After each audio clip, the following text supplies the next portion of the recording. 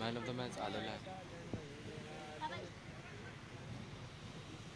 तर मी या ठिकाणी आमच्या मंचावरती उपस्थित या स्पर्धेचे सर्व जमीर भाई यांना विनंती करतो की आपण मॅन ऑफ द मॅच मागील सामन्याचा या ठिकाणी खेळाडू आलेले आहेत. हो, पहिला चेंडू गोलंदाज आहेत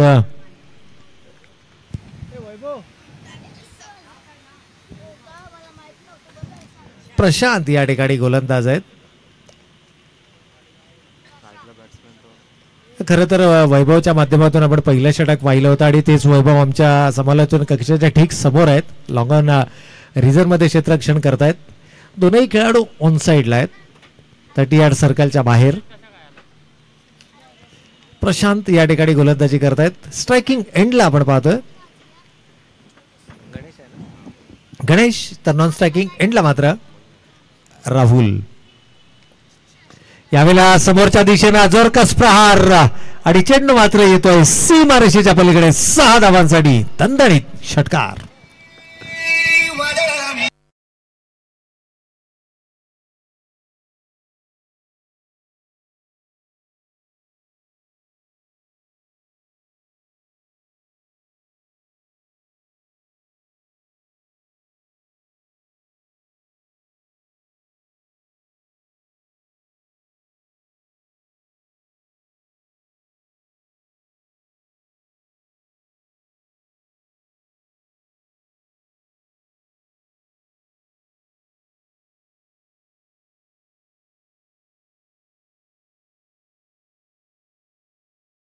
ही तितकी सोपी गोष्ट नाहीये हे दाखवलं आणि षटकार लगावत असताना गणेशने मात्र प्रत्युत्तर दिलं, परंतु त्यानंतर मात्र खूप चांगलं कमबॅक. विकेटच्या अंतिम चरणामध्ये चेंडूचा मारा केला गेलाय.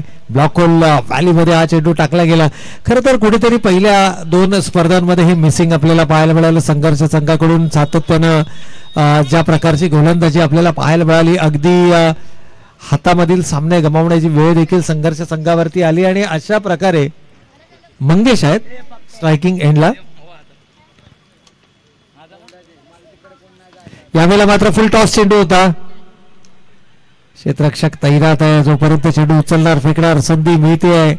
2 धावा या ठिकाणी कंप्लीट केल्या जातात. कमालीची रनिंग बिटवीन द विकेट राहिली आहे. लोअर फुल टॉसचा चेंडू होता. फारसा फायदा या चेंडूवरती उचलता आलेला नाहीये, परंतु 2 धावा या जरूर त्या ठिकाणी अंकित केल्या गेल्यात आणि या 2 धाव्यांच्या बरोबरीने संघ पुढे सरसावतोय.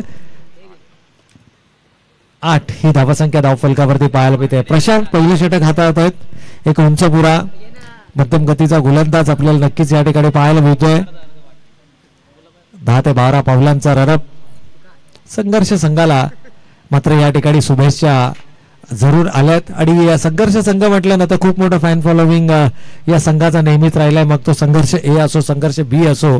आणि या संघर्ष संघाला विष्णू जोशी नाशिक यांच्याकडून देखील शुभेच्छा आलेल्या आहेत या स्पर्धेला देखील आणि त्याचबरोबर संघर्ष या संघाला देखील या शुभेच्छा आलेल्या आहेत.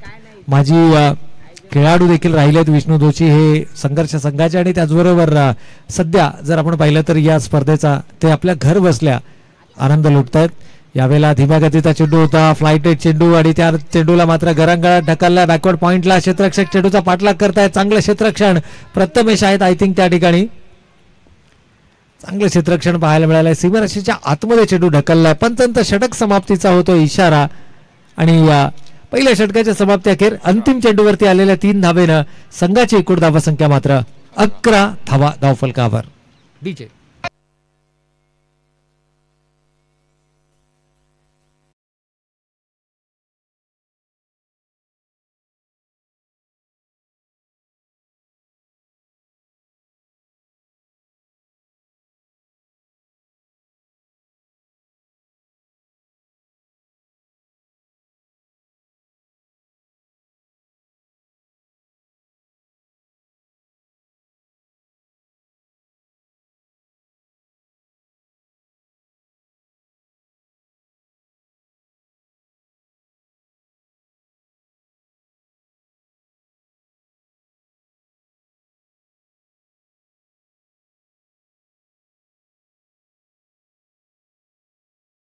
4 षटकांमध्ये कमीत कमी 40+ किंवा 45+ धावा धावफलकावरती आल्या तर प्रतिस्पर्धी संघावरती तुम्ही दबाव निर्माण करू शकता. आता राहुल चक्रपाणीचं पुनरागमन या संघामध्ये पाहायला मिळतं आणि आल्या मात्र त्यानं गोलंदाजीची धुरा देखील आपल्या खांद्यांवरती घेतली आहे. राहुल चक्रपाणी या संघाला लीड करतायत, या संघाचं प्रतिनिधित्व करतायत. गतवर्षीच्या क्रिकेट अंकामध्ये गोलंदाजी समाधानकारक राहिली, फलंदाजीमध्ये फारशी चमकदार कामगिरी करता आली नाही, परंतु इथे मात्र संघर्ष बी संघामध्ये त्यांच्या फलंदाजी आणि गोलंदाजीचा फायदा हा नक्कीच संघाला मिळेल आणि या अनुषंगानं हा खेळाडू सर्वाधिक महत्त्वाचा ठरतोय. वैभवचा वापर करणं, खरं तर पहिल्या 2 षटकांमध्ये वैभवचा वापर करणं गरजेचं होतं. आघाडीचा गोलंदाज आहे, परंतु त्या वैभवला मात्र कुठेतरी राखून ठेवलं गेलंय. हो, चांगला चेंडू होता, टप्पा पडल्यानंतर वेगानं चेंडू आतमधलं वळण देखील घेताना आपल्याला पाहायला मिळालं. ही खासियत आहे या गोलंदाजाचं, हे वैशिष्ट्य आहे. जर का एकदा या गोलंदाजाला तुम्ही लाईन आणि लेंथ वरती जर का त्याची गोलंदाजी झाली ना, तर मात्र उर्वरित 6 चेंडूमध्ये फलंदाजांना अक्षरशः जखडून ठेवण्याचं काम हा त्याच्या गोलंदाजीमध्ये करू शकतो. परंतु मंगेश स्ट्रायकिंग एंडला आहेत, नॉन स्ट्रायकिंग एंडला राहुल आपल्याला पाहायला मिळतात आणि हे 2 मूळतः आक्रमक शैलीचे फलंदाज आहेत आणि यांना जखडून ठेवणं ही तितकी सोपी गोष्ट नाही आहे. परंतु राहुल यावेळेला मात्र उजव्या यष्टीच्या बाहेर टप्पा पडल्यानंतर चेंडू आणखीन बाहेर निघतोय. अवांतरचा इशारा होणार आणि अवांतरच्या मदतीनं का होईना संघ पुढे सरकत असताना 12 धावा धावफलकावर.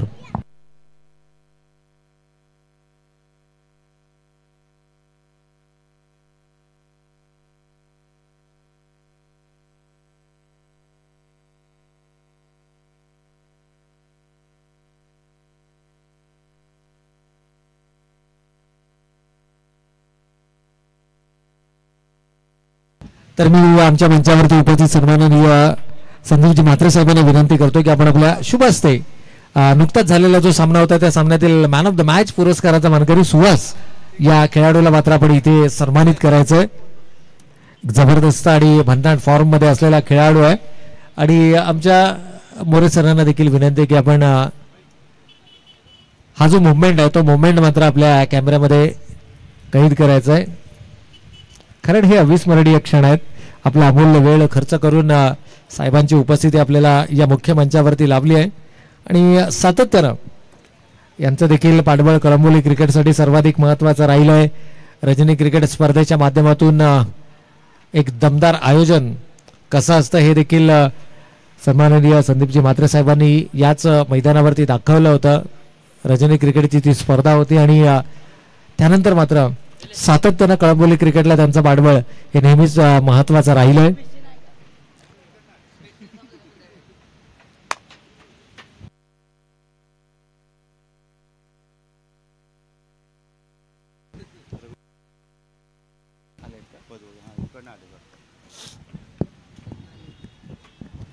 तर या दरम्यान आमच्या सन्माननीय पाहुण्यांचा मात्र काही क्षणातच या मुख्य मंचावरती शुभागमन आपल्याला पाहायला मिळेल. खऱ्या अर्थानं ज्यांच्या कल्पक नेतृत्वाखाली आपण सातत्यानं विविध प्रकारच्या कार्यक्रमांचं आयोजन करतो, फक्त खेळच नव्हे तर खेळाच्या माध्यमातून अनेक सामाजिक सांस्कृतिक आणि त्याचबरोबर सामाजिक उपक्रम हे सातत्यानं राबवले जातात.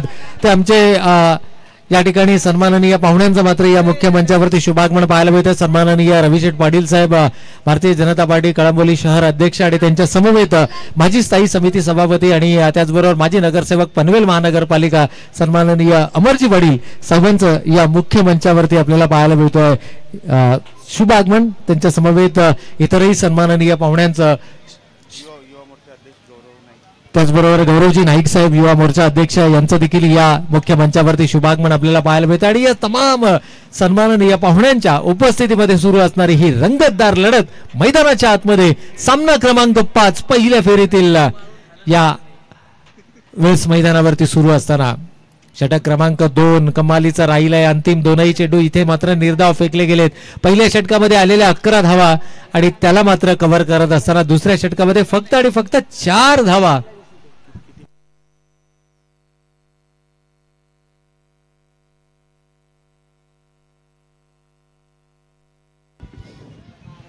तर नक्कीच सन्माननीय पाहुण्यांचा आपण या मुख्य मंचावरती शुभागमन पाहतोय.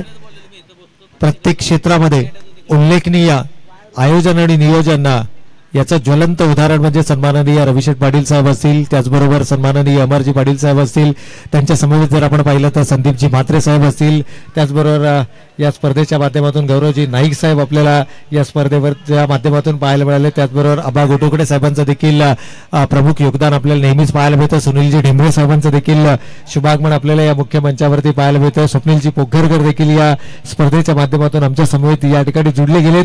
आणि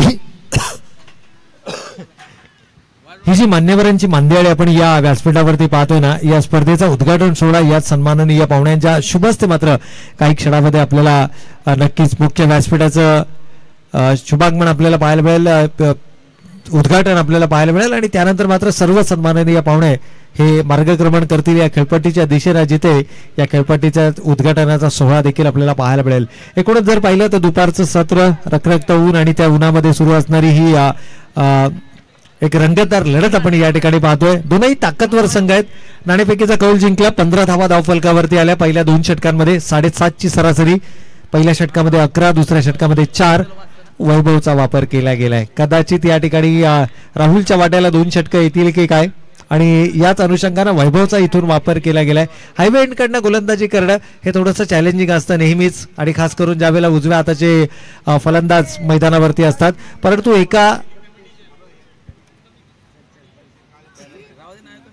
लयबद्धतेमध्ये किंबहुना एका अचूक दिशा आणि अचूक टप्प्यावरती जर तुम्ही मारा केलात तर मात्र उजव्या हाताच्या फलंदाजांना देखील जखडून ठेवण्याची धमक तुमच्या गोलंदाजीमध्ये असणं गरजेचं आहे. कारण एंड म्हटलं तर एंड डझंट मॅटर. आणि खास करून राहुल जाधव सारखा खेळाडू जर का मैदानावरती असेल, आतापर्यंत फारशी संधी मिळाली नाहीये, परंतु आता संधी मिळाली राहुल जाधवला, आणि ही योग्य वेळ आहे. आपल्या संघाला जर का भक्कम स्थितीमध्ये घेऊन जायचं असेल तर राहुल जाधवला मैदान ती आक्रमक खेळ करणं नितांत गरजेचं. आणि तो आक्रमक खेळ वैभवच्या विरोधामध्ये जर का होऊ शकला तर मात्र संघ पुन्हा एकदा आपल्याला भक्कम स्थितीमध्ये पाहायला मिळू शकतो. दोनही सलामीचे फलंदाज अजूनही मैदानाच्या आतमध्ये, परंतु एक षटकार वगळता फारसे मोठे फटके पाहायला मिळाले नाही आहेत. यावेळेला आडव्या बॅटनं चेंडू खेळण्याचा मानस होता. राहुल वेगानं चेंडूवरती येत आहेत. यावेळेला थोडंसं फंबल पाहायला मिळतंय. आणि हे का मैदानाच्या आतमध्ये हे सर्व का घडतंय हे समजण्याच्या किंवा विचारांच्या पलीकडचं आहे. नाराजी व्यक्त होते. नवनाथ कोळेकर या ठिकाणी आपल्या खेळाडूंना काही महत्वाच्या सूचना करत असताना संघ नेतृत्व कशा प्रकारचं असावं याचं उत्तम उदाहरण आपण पाहतोय. नवनाथजी कोळेकर अर्थातच बबलू कोळेकर. आणि या स्पर्धांच्या आयोजनाचा जर आपण विचार केला तर गॅलेक्सी स्पोर्ट्स कळंबोली आयोजित आमदार चषक 2024 ची स्पर्धा आपण या ठिकाणी पाहतोय. ज्या स्पर्धेचं दमदार आयोजन आणि नियोजन ज्यांच्या कुशल आणि कल्पक नेतृत्वाखाली आपण पाहतोय सन्माननीय जमीरजी शेख साहेब, जिल्हा सचिव उत्तर रायगड भाजपा युवा मोर्चा यांच्या माध्यमातून या स्पर्धा या ठिकाणी आयोजित केल्या जातात. आणि त्यांचा जो मित्र परिवार आहे अर्थातच ज्ञानी सिंग असतील, अदरजी शेख साहेब असतील, बाबू चव्हाण असतील, विद्यानंदजी झा असतील आणि सालारजी शेख साहेब असतील, यांनी अथक आणि अविश्रांत अशी मेहनत घेऊन ही स्पर्धा मात्र या ठिकाणी यशाच्या दिशेनं मार्गक्रमण करताना आपल्याला पाहायला मिळते. गोलंदाज वैभव यावेळेला मात्र आउटसाइडचा ऑफस्टंपचा चेंडू होता, स्लॅश केलाय, क्षेत्ररक्षकाला चेंडू बीट करतोय, यष्टी रक्षकाला चेंडूला बीट केलाय आणि मात्र चेंडू जातोय तडब्यान सीमा रेषेच्या पलीकडे येतोय. फलंदाजाच्या बॅट मधून हा दमदार चौकार.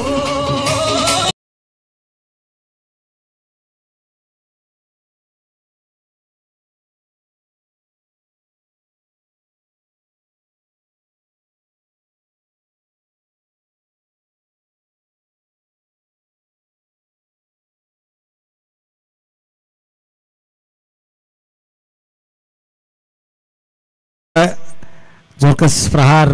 क्रिकेटमध्ये आपण नेहमी म्हणतो की if you want to slash it then slash it hard. जर का तुम्हाला चेंडूवरती जोरकस प्रहार करायचा असेल तर मात्र शरीरातील संपूर्ण ताकद लावा. आणि राहुल जाधवनं हेच केलं. राहुल जाधवनं मात्र जोरकस प्रहार केला आणि थर्डमॅनचा जो क्षेत्ररक्षक होता तो थोडासा वाईड उभा होता आणि त्याचा फायदा इथे मात्र मिळाला. यष्टीरक्षकाला चेंडू चकवलाय. अजित नाळेच्या स्वरूपामध्ये यष्टीरक्षक आपण मैदानाच्या आतमध्ये पाहतोय आणि त्याच्याकडून फारशा चुका होत नाहीत, परंतु इथे चूक झाली आहे आणि चेंडू सीमारेषेच्या पलीकडे. 4 चेंडूंमध्ये आतापर्यंत 7 धावा खर्च केल्या आहेत. गोलंदाज वैभव. याही वेळेला खरं तर संधी होती. आय थिंक आज यष्ट्यांच्या स्वरूपामध्ये यष्टीरक्षकाच्या स्वरूपामध्ये अजित यांची कामगिरी मात्र समाधानकारक राहिली नाहीये. कारण हा झेल घेण्याची संधी होती. राहुल सारखा फलंदाज जो शेवटच्या षटकामध्ये घातक फलंदाजी करू शकतो, अशा खेळाडूला मात्र जीवनदान मिळाले. परंतु वैभव चांगलं कमबॅक राहिले. एक चौकार वगळता चांगली गोलंदाजी या ठिकाणी नक्कीच पाहायला मिळाली आहे. परंतु शेवटचा चेंडू मंगेश ऑन स्ट्राईक. यावेळेला समोरच्या दिशेला चेंडू खेळला आहे. पाहूया क्षेत्ररक्षक येत आहेत झेलच्या खाली. कंप्लीट केला जातोय झेल. श्रीधरनं मात्र हा कंप्लीट केलाय झेल आणि फलंदाज होतो बाद.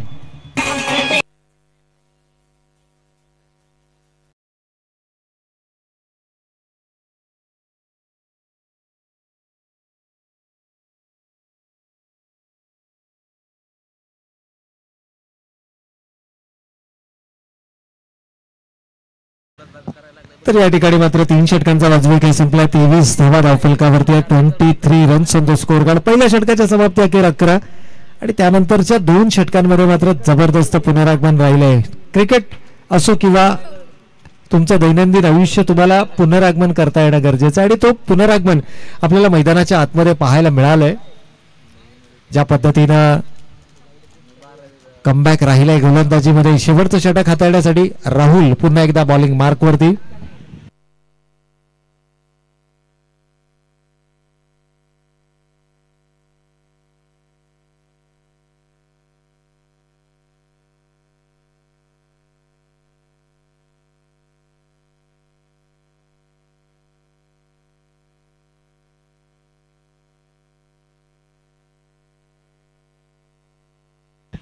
तर नक्कीच या ठिकाणी पहिल्या 3 सामन्यांमध्ये जे मॅन ऑफ द मॅच पुरस्काराचे मानकरी होते त्या सर्व खेळाडूंपर्यंत जर आमचा आवाज पोहोचत असेल किंवा ते खेळाडू जर का या ठिकाणी उपलब्ध असतील तर त्या खेळाडूंना विनंती आहे की आपणही या. आपला देखील सन्मान या ठिकाणी केला जाईल. शेवटच्या षटकामध्ये मोठा प्रहार करण्याचा प्रयत्न. इथे मात्र झेल सुटतोय. प्रशांत आहेत आय थिंक.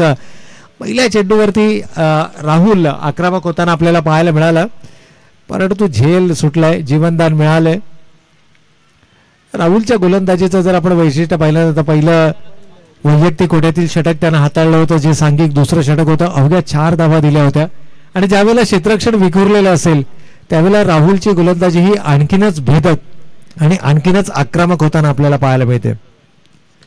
यावेळेला समोरच्या दिशेने चेंडू खेळलाय. क्षेत्ररक्षकाने ओळखलाय झेल घेणं शक्य नाहीये. त्यानं केवळ चेंडू रोखण्यावरती विश्वास दर्शवला, कारण शेवटच्या षटकामध्ये तुम्हाला विकेट्सपेक्षा धावा रोखणं गरजेचं आहे. जर का झेलसाठी या चेंडूवरती आला असतात आणि झेल सुटला असता तर मात्र चेंडू कदाचित सीमारेषेच्या पलीकडे पाहायला मिळाला असतं. म्हणजे हे पॉझिटिव्ह इंटेंट तुमच्यामध्ये असणं गरजेचं आहे. हे माइंडमध्ये कॅल्क्युलेशन असणं गरजेचं आहे. चेंडूचं अंतर किती आहे, चेंडूचा वेग किती आहे, तो तुमच्यापासून किती दूर आहे, तुम्ही त्या चेंडूपर्यंत पोहोचू शकाल का, या सर्व गोष्टींचं कॅल्क्युलेशन तुम्हाला माइंडमध्ये सेट करावं लागतं. यावेळेला बॅटीचा बॉटम एज. पुन्हा एकदा संधी आता नॉन स्ट्रायकिंग एंडला. मंगेश स्ट्राईकसाठी प्रयत्नशील होते, परंतु इथे मात्र स्ट्राईक आपल्याकडे रिटेन केली आहे. राहुलनं आत्मविश्वास दर्शवलाय स्वतःवरती आणि फलंदाज मंगेश मात्र बॅक टू द पॅव्हिलियन.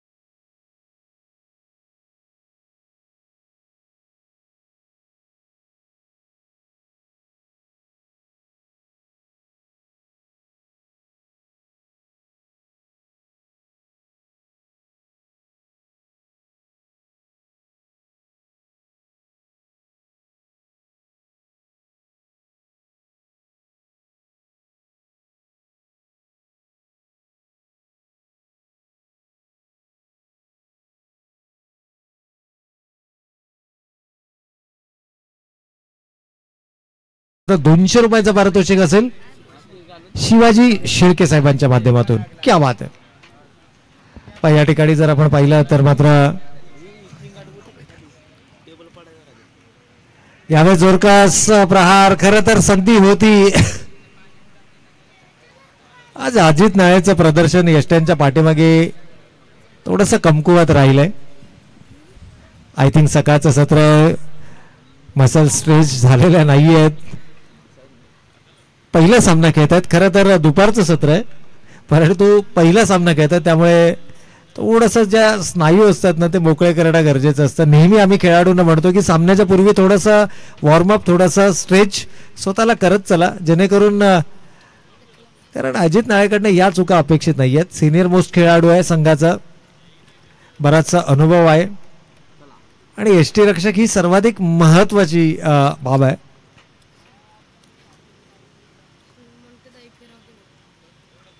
ओ यावेळेला मात्र चांगला चेंडू होता, कमालीचा, पंचांचा अवांतर चेंडूचा इशारा. It's a white ball.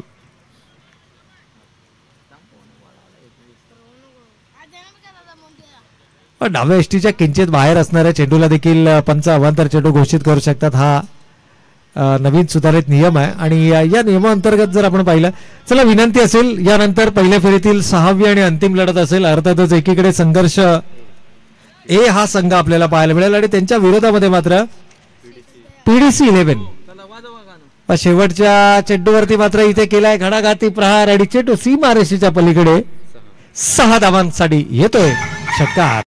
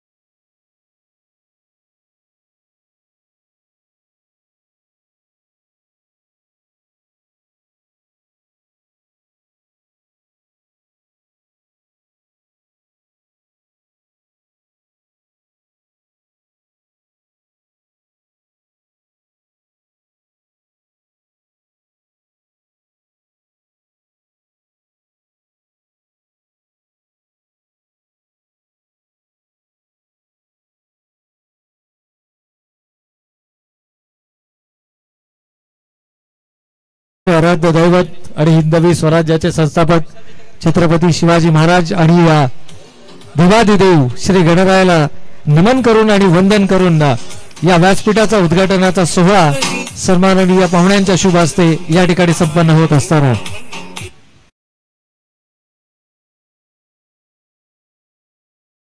पाहुण्यांच्या शुभ हस्ते पुष्पहार अर्पण करून व्यासपीठावरील उद्घाटनाचा सोहळा या ठिकाणी संपन्न होत असताना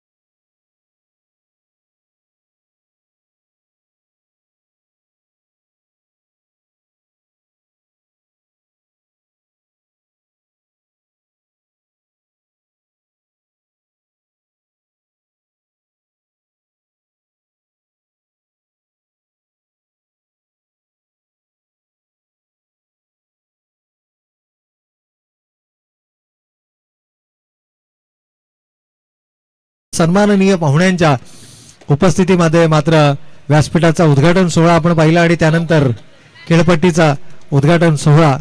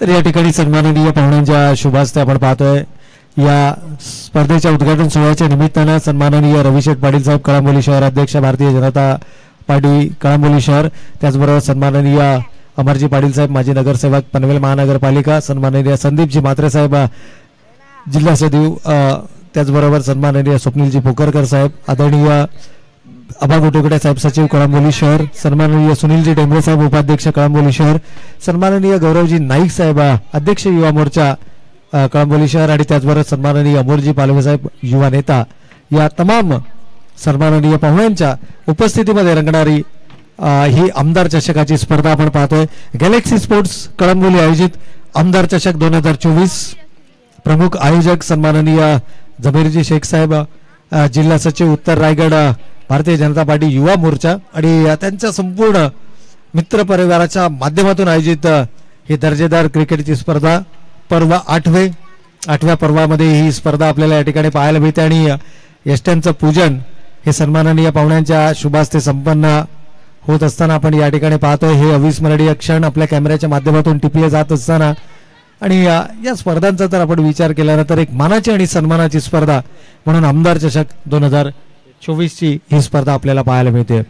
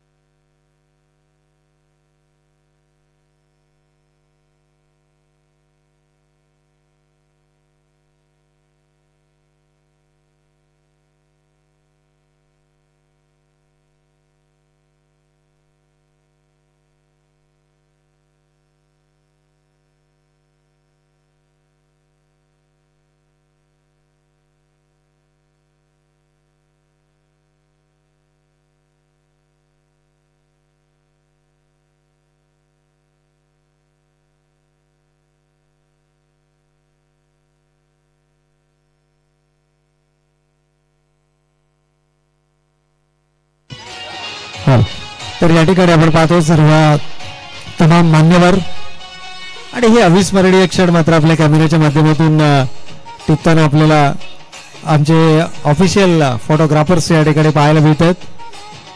कला, क्रीडा, सामाजिक, सांस्कृतिक अशा विविध क्षेत्रामध्ये भारतीय जनता पार्टीच्या माध्यमातून आणि सन्माननीय रविशेठ पाटील साहेबांच्या माध्यमातून सातत्यानं या कळंबोली विभागामध्ये विविध प्रकारच्या कार्यक्रमांचं आयोजन आणि नियोजन केलं जातं. अगदी सांस्कृतिक कार्यक्रमांचा जर आपण विचार केला तर सार्वजनिक गणेशोत्सव, सार्वजनिक नवरात्रोत्सव, त्याचबरोबर दिवाळी पहाट, दिवाळी संध्या, त्याचबरोबर विविध सामाजिक उपक्रम ज्यामध्ये मोफत नेत्र चिकित्सा शिबिरापासून ते आरोग्य शिबिरापर्यंत विविध प्रकारचे आयोजन हे भारतीय जनता पार्टीच्या माध्यमातून सातत्यानं होत आहे. आणि जे कल्पक नेतृत्व आहे आमदार साहेबांचं, या कल्पक नेतृत्वावरती तमाम जनतेनं मागील 15 वर्ष जो विश्वास दर्शवला आणि हे चौथ्यांदा एक इतिहास पनवेल विधानसभेच्या माध्यमातून या ठिकाणी रचला गेला आणि साहेबांचं चौथ्यांदा निर्विवाद वर्चस्व आपल्याला विधानसभेवरती पाहायला मिळालं. पनवेल विधानसभेतून चौथ्यांदा साहेबांची निवड ही दमदार आमदार म्हणून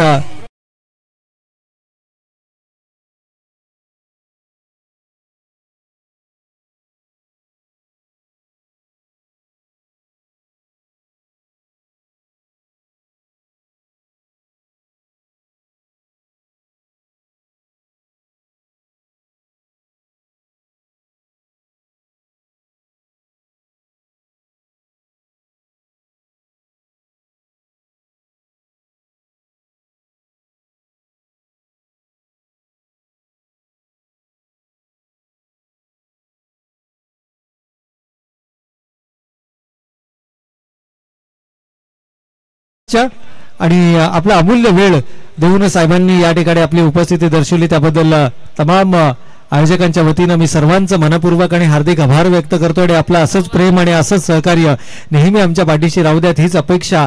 आणि अगदी आज संध्याकाळच्या सत्रामध्ये साहेब पुन्हा एकदा आपल्याला या व्यासपीठावरती पाहायला मिळतील. सन्माननीय पाहुणे आपल्याला या व्यासपीठावरती पाहायला मिळतील आणि त्यांचा मार्गदर्शन हे नेहमीच आमच्यासाठी पाठबळ ठरतं.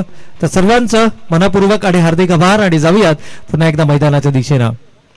चला नाणेफेकीचा कौल या ठिकाणी करायचा आहे. संघर्ष संघ आणि त्याचबरोबर पीडीसी 11 शेवटची पुकार आहे मित्रांनो. आपल्याला पीडीसी 11 संघाचे संघनायक उपलब्ध आहेत. तर विनंती असेल संघर्ष आपण टॉस रेडी यायचंय प्लीज. तर सलामीच्या फलंदाच्या भूमिकेमध्ये नक्कीच या ठिकाणी बदल. आय थिंक प्रमोद इंगळे हे बाद झालेत आणि त्यानंतर मात्र इनेट नंबर 3 मैदानाच्या आतमध्ये राहुल आपल्याला पाहायला मिळतात. खरं तर बदल केला होता मागच्या 2 स्पर्धांमध्ये पाहिलं तर विनोद फड आपल्याला ॲज अ ओपनर मैदानाच्या आतमध्ये पाहायला मिळाले. परंतु ज्या खेळाडूला कुठेतरी आता थोडंसं मागे ठेवलं गेलंय आणि राहुल इनेट नंबर 3 कदाचित आज या संघामध्ये उपलब्ध नाहीयेत. यावेळेला मात्र पॅडलाईनवरचा चेंडू होता. हवेमध्ये चेंडू खेळलाय. क्षेत्ररक्षक मंगेश येत आहेत. आणखीन एक आदरा मिळेल. पहिल्या षटकामध्ये राजू नरळेनं कमालीची गोलंदाजी केली आहे आणि ज्या धावा उभारल्यात त्या धावा उभारण्यामध्ये सर्वाधिक महत्वाची भूमिका बजावत 2 विकेट्स त्यांना आपल्या खात्यामध्ये जमा केल्यात.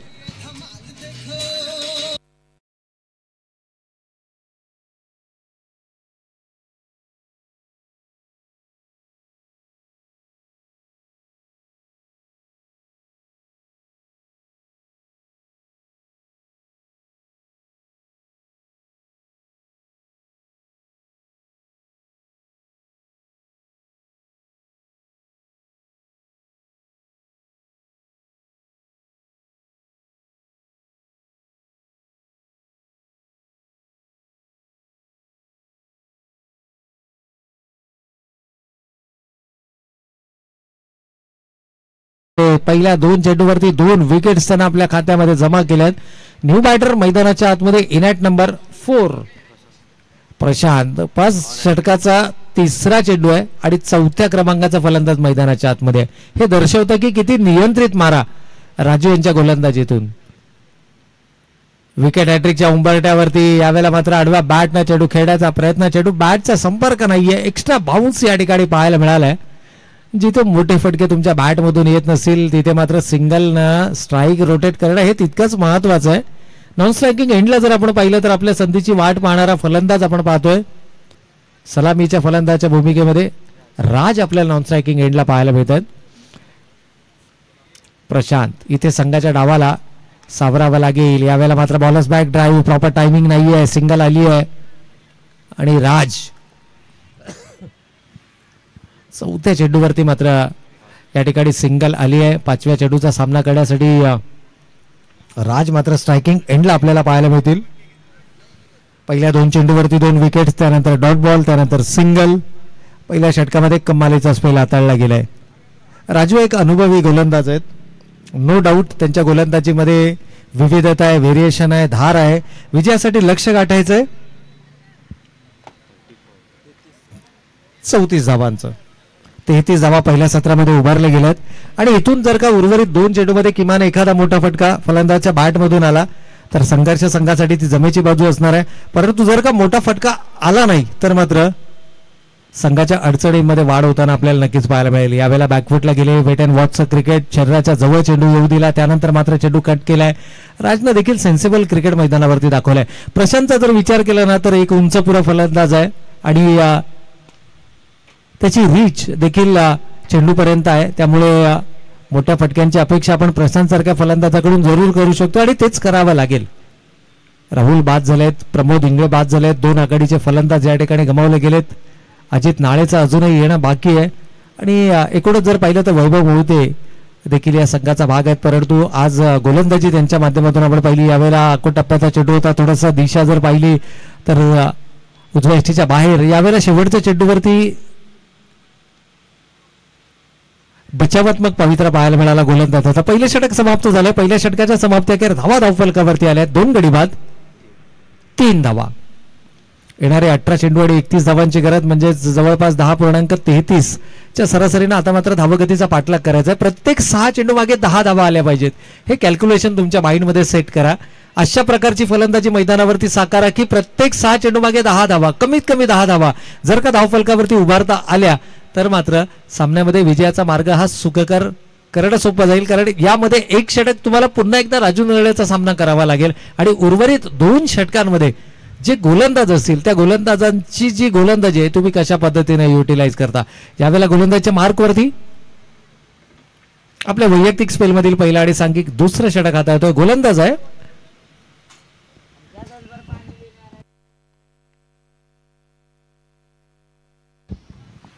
तर नवनाथ आहेत आय थिंक गोलंदाजच्या मार्कवरती.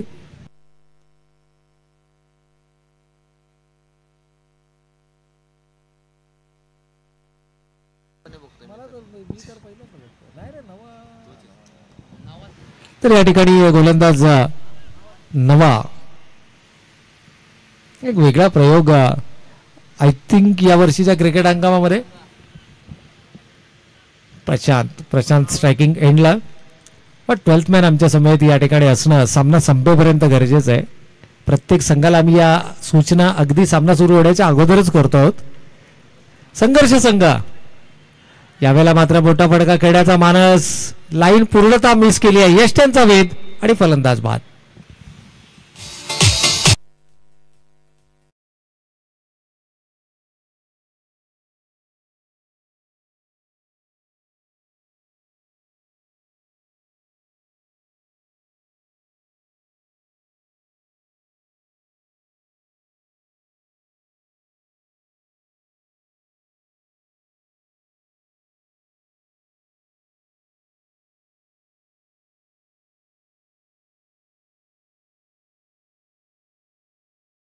फलंदाज या ठिकाणी मात्र गमावला गेला आणि ज्या खेळाडूचा आपण सातत्याने उल्लेख करतो आय थिंक 2 प्रमुख खेळाडू या संघामध्ये उपलब्ध नाहीयेत, अनुपस्थित आपल्याला पाहायला मिळतात, ज्यामध्ये सुहास नाळे आणि विनोद फड हे 2 आघाडीचे फलंदाज आपल्याला या संघामध्ये अनुपस्थित पाहायला मिळतात. कदाचित त्यांची अनुपस्थिती फलंदाजीमध्ये कुठेतरी कमतरता जाणवली आहे.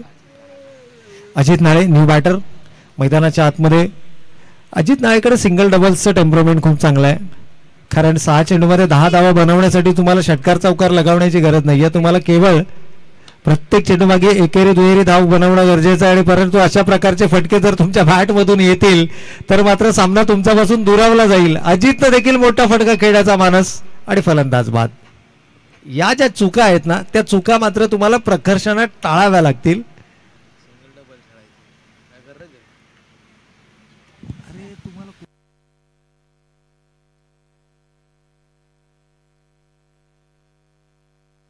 तर न्यू बॅटर सुधीर काटे मैदानाच्या आतमध्ये ऑलमोस्ट जर आपण पाहिलं तर आघाडीचे 4 फलंदाज या ठिकाणी गमावले गेलेत आणि 4ही फलंदाज हे सर्वाधिक महत्वाचे फलंदाज होते, ज्यामध्ये प्रमोद इंगळे, राहुल चक्रपाणी, अजित नाळे आणि त्या अगोदर जर आपण पाहिलं तर फलंदाज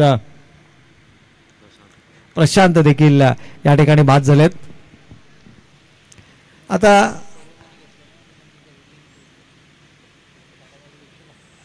यावेळेला लोअर फुलटॉपचा चेंडू होता. पण या प्रकारचा क्रिकेट सुरुवातीला होणं अपेक्षित होता, जिथे सिंगलला डबलमध्ये कन्वर्ट केला जाऊ शकतं, एकेरीला दुहेरीमध्ये परावर्तित केला जाऊ शकतं. धावांचा पाठलाग करण्यासाठी केवळ चौकार आणि षटकाराने तुम्ही सामना जिंकू शकत नाही. तर त्याकरता तुम्हाला थोडंसं सेन्सिबल क्रिकेट, थोडंसं क्रिकेटचं जे नॉलेज आहे ना ते वापरणं गरजेचं आहे. केवळ मोठ्या फटक्यांनी सामना जिंकता येत नाही. जरूर मोठे फटके आकर्षक असतात, खेळाडूंना मोठे फटके खेळणं हे नेहमीच पसंत असतं, परंतु क्रिकेटमध्ये विजय हा देखील तितकाच महत्त्वाचा आहे. ज्या वेळेला तुम्ही प्रत्येक चेंडूवरती किमान 1 धाव धावफलकावरती उभारता त्यावेळेला गोलंदाज देखील काहीतरी वेगळं करण्याचा प्रयत्न करतो आणि या प्रयत्नामध्ये त्याच्याकडून चुका होणं अपेक्षित असतं आणि त्या चुकीचा जर तुम्ही योग्य फायदा उचललात तर मात्र विजयी लक्ष्याच्या दिशेने तुम्ही मार्गक्रमण करू शकता. यावेळेला शरीराच्या जवळ चेंडू येऊ दिला, बॅकफूट पंच पाहायला मिळतोय, सिंगल आली आहे, दुसऱ्या धावेसाठीचा प्रयत्न होईल का, खराब फेकी आणि बॅकअप मात्र इथे उपलब्ध नाहीये आणि त्याचा फायदा मिळतोय. एकेरीला दुहेरीमध्ये परावर्तित केलं जातंय. मागील 3 चेंडूंचा जर आपण विचार केला ना तर कोणत्याही प्रकारचं विकेट गमावला नाहीये आणि मागील 3 चेंडूवरती धावा आल्यात लोकेश आमच्यापर्यंत माहिती येतात की 5 धावा आल्यात. पहिल्या 4 गड्यांच्या मोबदल्यामध्ये 5 धावा धावफलकावर होत्या आणि त्यानंतर मात्र शेवटच्या 3 चेंडूमध्ये 5 धावा आल्यात. याचाच अर्थ धावा धावफलकावरती उभारल्या जाऊ शकतात. चेंडू झाले त्या षटकातील 5. शेवटचा एक चेंडू शिल्लक. पुन्हा एकदा चेंडू हवेमध्ये खेळलाय. ती चूक होते मैदानाच्या आतमध्ये, परंतु यावेळेला दैव बलवत्तर ठरतंय. राज झेल सुटलाय आणि 2 धावा इथे मात्र धावफलकावरती आल्या. शेवटच्या 4 चेंडूमध्ये धावा आल्या तब्बल 7 आणि या 2 षटकांच्या समाप्ती अखेर संघाची धावसंख्या धावफलकावरती आपण पाहतोय 4 गडी बाद 10 धावा. अजूनही येणारे 12 चेंडू आणि 24 धावांची गरज सामना जिंकण्याकरिता.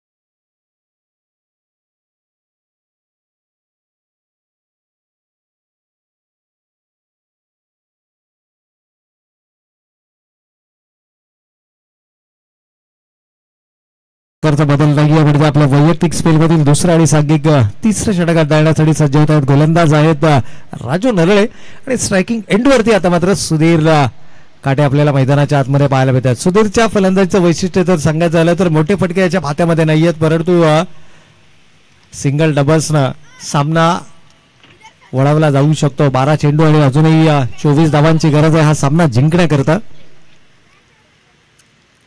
राजू फील्ड प्लेसमेंट करत असताना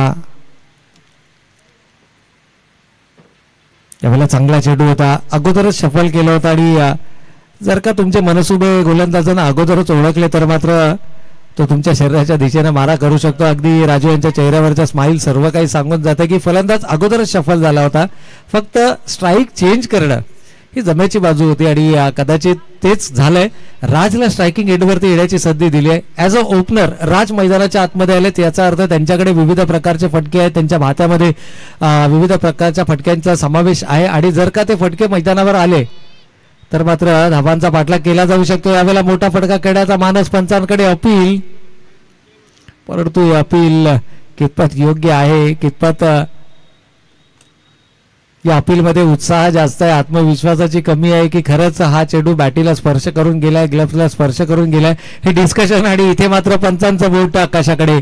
अर्थातच फलंदाज होईल बाद. आणखीन एक फलंदाज गमावलाय, तो संघर्ष संघाला येतो.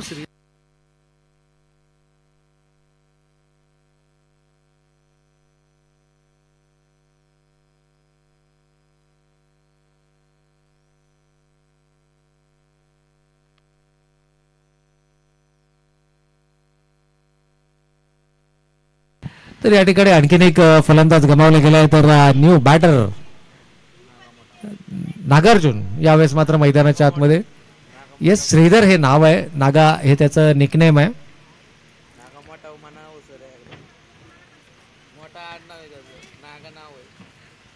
तर नागार्जुन यावेळेला मात्र आउटसाइड द ऑफस्टंपचा चेंडू होता, स्लॅश केलाय, क्षेत्ररक्षकाला चेंडू बीट करतोय. इथे मात्र चॅलेंजिंग असेल आणि चेंडू झा हा म्हणता जातोय सीमारेषेच्या पलीकडे. नागार्जुनच्या बॅट मधून मात्र येतोय हा दमदार चौकार.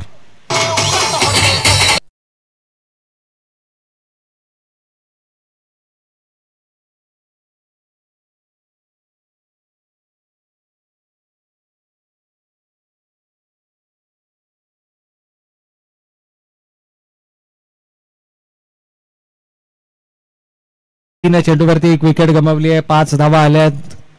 अजूनही इक्वेशन जर पाहिलं तर येणारे 9 चेंडू आणि 19 धावांची गरज हा सामना जिंकण्याकरता. स्ट्रायकिंग एंडला श्रीधर. आउटसाइड ऑप्शनचा चेंडू पुन्हा एकदा डाईव्ह लगावत असताना झेल घेण्याचा प्रयत्न यष्टीरक्षकानं. अर्थातच राहुलनं या ठिकाणी डाईव्ह लगावली होती, परंतु झेल होऊ शकला नाहीये. इथे सुधीरला हात खुले करावे लागतील,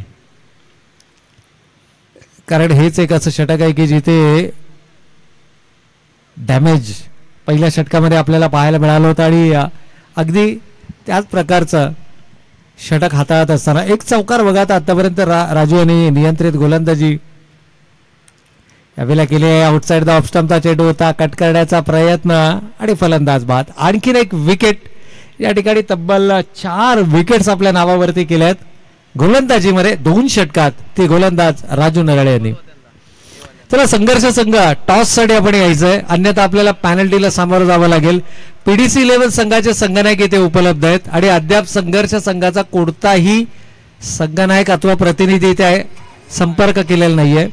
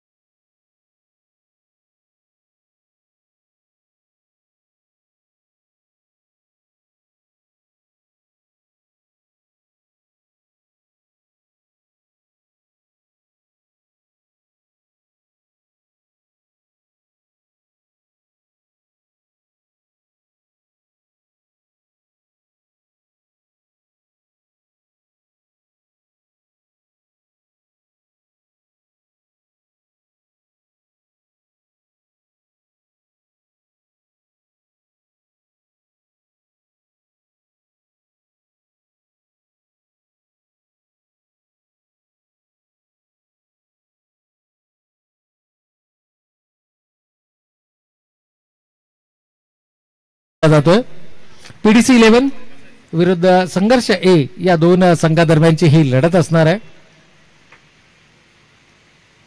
आणि हा नाणेफेकीचा कौल केला जातोय ते या स्पर्धेचे सर्व प्रमुख आयोजक सन्माननीय जमीरजी शेख साहेबांच्या माध्यमातून हा नाणेफेकीचा कौल केला जातोय. जिल्हा सचिव उत्तर रायगड भारतीय जनता पार्टी युवा मोर्चा सन्माननीय जमीरजी शेख साहेबांच्या माध्यमातून हा नाणेफेकीचा कौल इथे केला जातोय. परंतु मैदानाच्या आतमध्ये काय घडतंय तर शेवटचे 6 चेंडू शिल्लक आणि विजयासाठी 15 धावांची गरज. तर पीडीसी 11 संघाने नाणेफेकीचा कौल जिंकलाय. चेंडू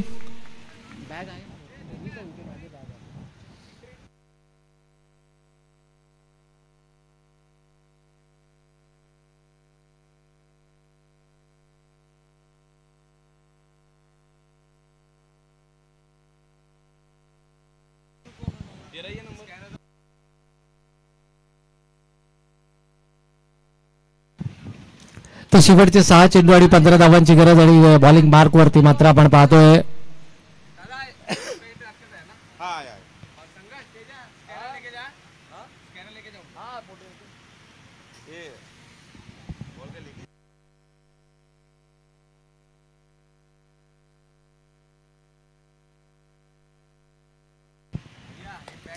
तर अंतिम षटक घेऊन या ठिकाणी गोलंदाज पण बरेचसे नवनवीन गोलंदाजीचे विकल्प आपल्याला जे मल्हार संघाकडून पाहायला मिळाले. यावेळेला मात्र लोअर फुलटॉपचा चेंडू क्षेत्ररक्षक चेंडू जज करतायत. अगदी सीमारेषेच्या लगत चेंडू अडवला गेला, झेलमध्ये परावर्तित केलाय आणि फलंदाज मात्र होतो बाद. आणखीन एक फलंदाज या ठिकाणी गमावला गेलाय. संघर्ष संघाने सुरुवात दमदार करता आली नाही. धावा फार मोठ्या नव्हत्या. 24 चेंडूंमध्ये 34 धावांचं लक्ष होतं. चेंडू आणि धावांमध्ये केवळ 10चं अंतर होतं. परंतु हे 10चं अंतर खूप मोठं केलं आघाडीच्या फलंदाजांनी. या ठिकाणी जर आपण पाहिलं तर थोडीशी खराब सुरुवात आपल्या संघाला दिली.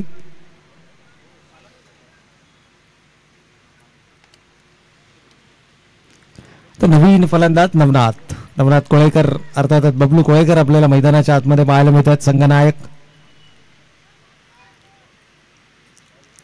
इक्वेशन जर आपण पाहिलं तर अजूनही येणारे 5 चेंडू आणि 15 धावांची गरज. 5 balls 15 runs required to win. यावेळेला शरीराचा वेध चेंडूला घेतलाय. पाहूया ऑफ द बॅट आहे की शरीराचा वेध घेतलाय. Yes, it's of the bat.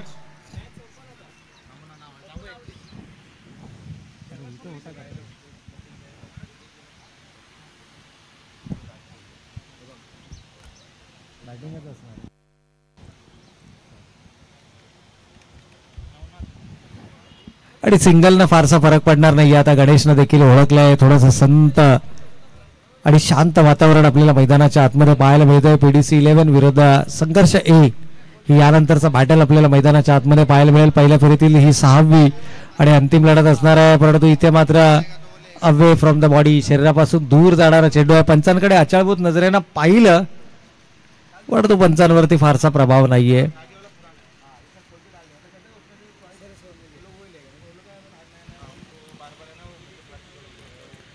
गणेशचं देखील कौतुक करावं लागेल. आय थिंक ही संधी संघनायकानं उपलब्ध करून दिली गणेशला आणि त्या संधीचं सोनं करत असताना आपल्या गोलंदाजीची धमक देखील दाखवतोय. परंतु यावेळेला गॅपमध्ये चेंडू ढकललाय. क्षेत्ररक्षक चेंडूचा पाठलाग करणार, मात्र चेंडू जातोय सीमारेषेच्या पलीकडे. थोडासा उशिरा का होईना परंतु चौकार आलाय शरद यांच्या बॅटमधून.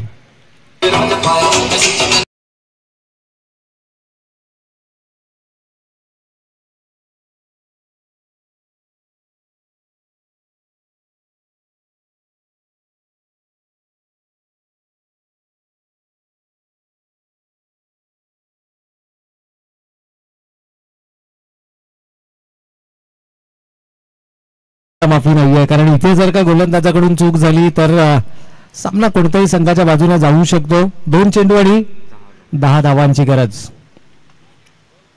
जो 10 धावांचा डिफरन्स आपण पाहिला होता अगदी या सत्राच्या सुरुवातीला, तोच 10 धावांचा डिफरन्स आपल्याला या ठिकाणी पाहायला मिळतो. शेवटचे 2 चेंडू शिल्लक आहेत आणि 10 धावांची गरज. अगदी निर्णायक क्षणाला शरदच्या बॅटमधून आलेला चौकार, या ठिकाणी आणखीन एक चौकार सामन्यामध्ये शेवटच्या चेंडूपर्यंत रोमांच हा कायम ठेवू शकतो. गणेश अहिरे खूप कमी वेळा गोलंदाजी करताना आपण गणेश अहिरेला पाहतो आणि आय थिंक या सीझन मध्ये गणेश पहिल्यांदा गोलंदाजी करतायत. याही वेळेला मोठा फटका खेळण्याचा मानस. चेंडू बॅटचा संपर्क नाहीये. It's a dot ball. निर्धाव चेंडू येतो आणि आता मात्र केवळ या सामन्यामध्ये औपचारिकता. 1 चेंडू आणि 10 धावांची गरज.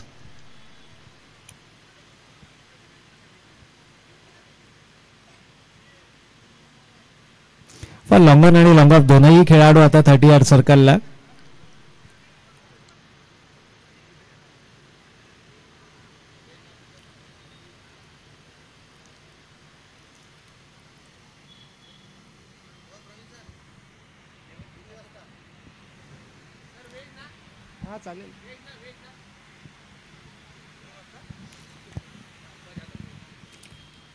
तर यावेळेला मात्र डाऊन द ट्रॅक जाऊन चेंडू मारण्याचा प्रयत्न. चेंडू बॅटचा संपर्क नाहीये आणि त्याचबरोबर सामना देखील या ठिकाणी जिंकलाय.